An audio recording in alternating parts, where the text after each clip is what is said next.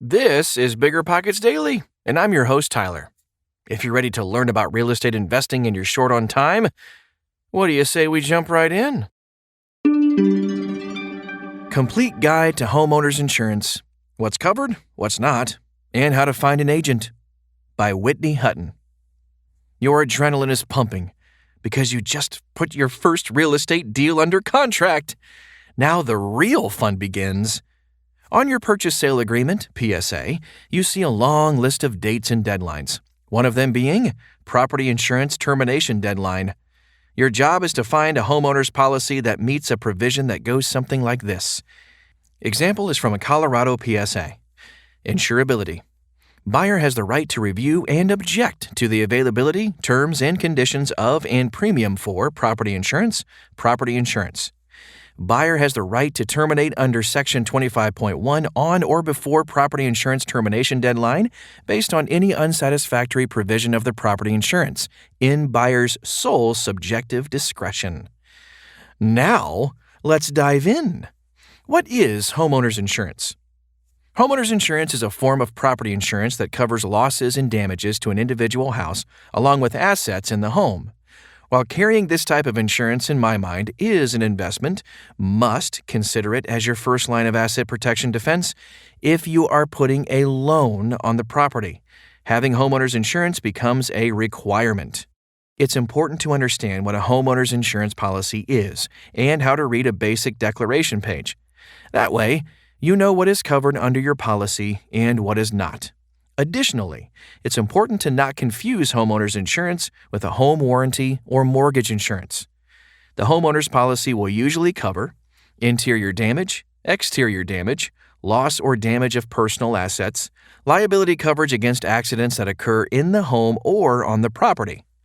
Every policy has a deductible and a liability limit, which will dictate the amount of coverage the insured, you, has should an event that causes loss and or damages occur. How to get a homeowner's insurance policy?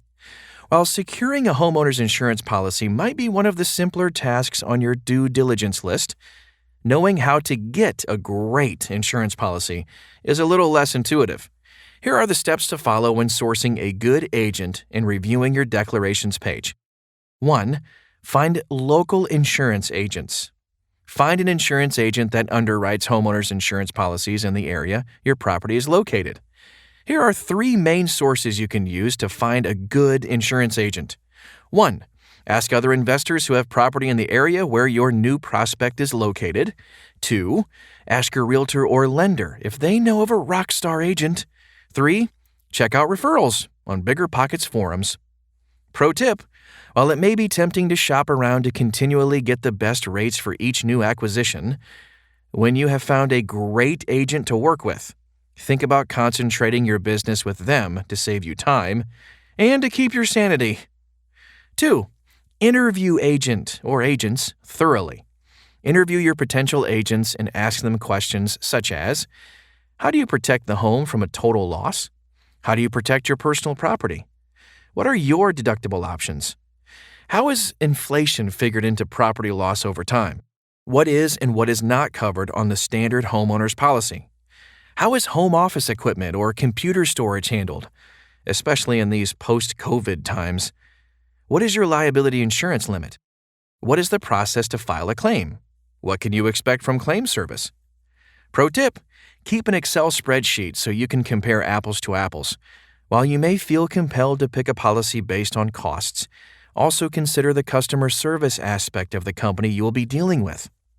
3. Get a quote. If you are under contract on a deal, have the agent prepare a quote on that specific property. Be prepared to provide details on said property so you can get an accurate quote. Include age of the home, age of the roof and mechanicals, age and type of electrical on the property, known previous claims on the property. If you don't have a deal yet, pick a home that is very similar to the one you are thinking of pursuing and use that as an example. Pro tip: when you are first sourcing an agent, talk to at least 3 different people and have a sample property you can have them run for you. This way you can compare apples to apples between all 3 agents. 4. Review the declarations. Review the declarations page and tweak the quote based on your needs. Here's a checklist of items to review. Location of the property. Make sure the correct property address is listed. There's nothing worse than insuring the wrong property. Name of insured. Make sure the correct people and/or entities are listed as the insured on the property.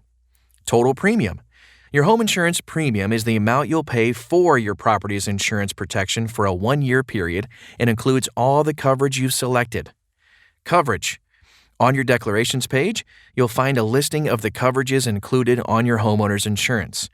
Be sure to review these carefully to make sure you have all the coverage you need to protect you from life's uncertainties. Residential fire, all peril, windstorm coverage.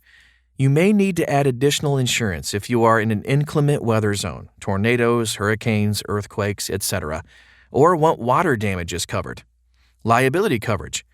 This provides you, the insured party, with protection against claims resulting from injuries and damage to people or property and covers both legal costs and any payouts should you, the insured party, be found legally liable.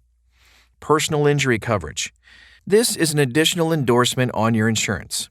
While bodily injury or personal liability insurance covers things like personal injury, insurance covers things like libel and/or slander, false arrest, detention or imprisonment, malicious prosecution, wrongful eviction or wrongful entry, associated legal costs. Medical expenses. Medical payments coverage is the part of a home insurance policy that covers you if a guest is injured at your home, whether you're to blame or not, generally meant for small claims of $1,000 to $5,000. Loss of rents. If this is a rental property, you will want to know if you are covered for loss or rents while the property is vacant and/or occupied. Deductible. Included with your insurance coverages and limits, you'll also see any applicable deductibles. Deductibles are the amount you agree to pay out of your own pocket when you file an insurance claim. Discounts. If you hold multiple policies with the same agent, be sure to ask for a multiple policy discount. Don't let the discount tail wag the dog. 5. Notify your real estate agent. When you have settled on an insurance policy, let your real estate agent know. This will fulfill the Property Insurance Termination Deadline of your purchase-sales agreement. If you cannot find a suitable insurance policy, make sure to notify your realtor so they terminate the contract for you within the deadline period. 6. Submit documentation to lender. Provide the declarations page to the lender to fulfill the proof of insurability requirement. Bind the insurance when you know you have the clear to close on the property. Most lenders will pay the policy at closing and escrow 6 to 12 months more of insurance payments to ensure the property is properly covered. If you're not using lending, you should bind and pay your policy to take effect on the closing day. Things to watch out for. While securing a homeowner's insurance policy is a relatively straightforward process, beware that not all policies are the same. Here are a few things to watch out for. Read the fine print carefully. Number 1. Policy exclusions. Be aware of policy exclusions. Common exclusions are earthquakes. You can view earthquake hazard maps on the U.S. Geological Survey's website to determine if you are in a hotspot area. Natural disasters. These include such disasters as hurricanes, tsunamis, and rainstorms involving flooding or high winds.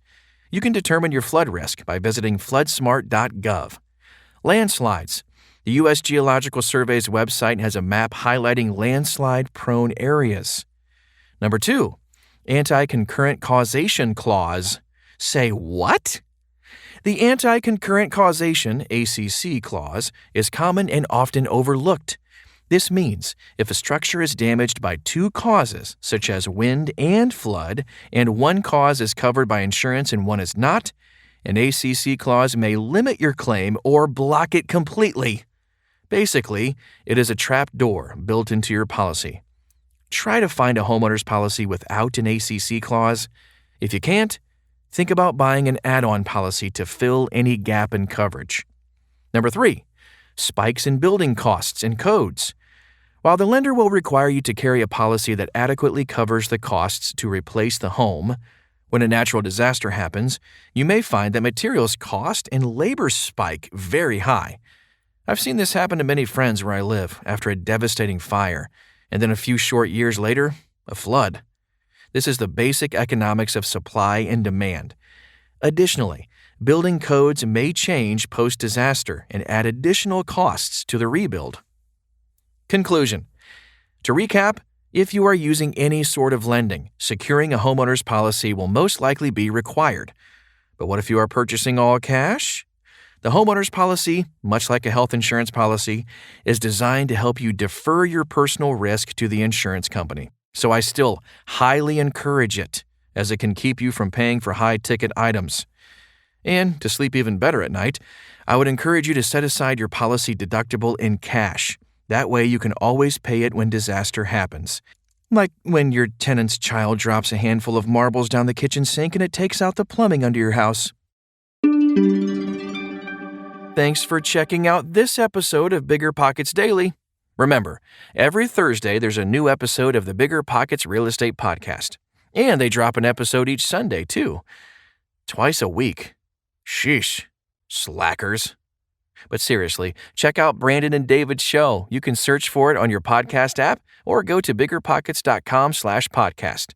Meanwhile, I'll meet you back here tomorrow.